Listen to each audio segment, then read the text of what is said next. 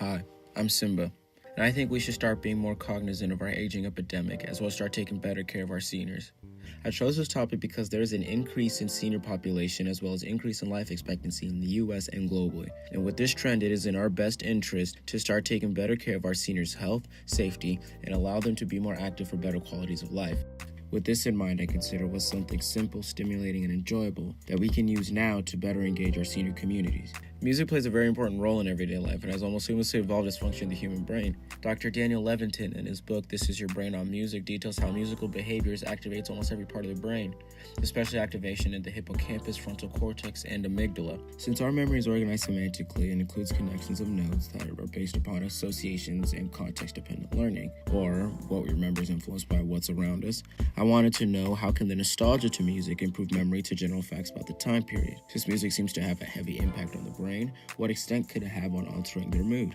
I speculated that the music will prime memory through implicit associations of the time period between 1960 and 1970. Better recall of facts will happen and also alter their mood positively. I went out to Heritage House Assisted Living Center senior community and got to have a tour of the facility and meet some of the seniors. After introducing myself and getting to know the seniors, I began to ask them questions and general facts about their early teens and 20s between 1960 and 1970, such as who was the president in your 20s, what famous band came from England in 1964, what famous boxer changed his name from Cassius Clay, etc. Following the questions, I sampled them 3 songs for 30 seconds and from music that I pulled from the Billboard Hot 100 between 1965 and 1970. I then asked them more general trivia-style questions about the decade and then assessed how they felt about the music and the effect that they had on their mood. Surveys showed that listening to the nostalgic music had a considerable positive effect on their mood. Although the results of the trivia questions are inconclusive about the improvement of memory, from a social perspective, listening to the music made them open to storytelling.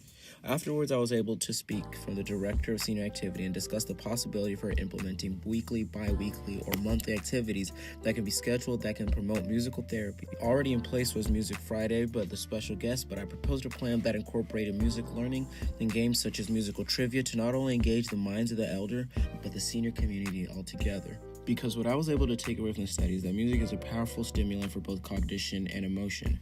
And more importantly, music is a very powerful instrument in bringing people together. What I would do differently is I would give out more standardized questionnaires about their moods before and after the interviews, so I can have a better assessment of their attitudes. And I would also give out tests that were more reliable and valid as to assess their general knowledge about the 1960s and 70s. However, I believe if we incorporate more music therapy into local senior centers, that we can have a better quality of life right here in Waco.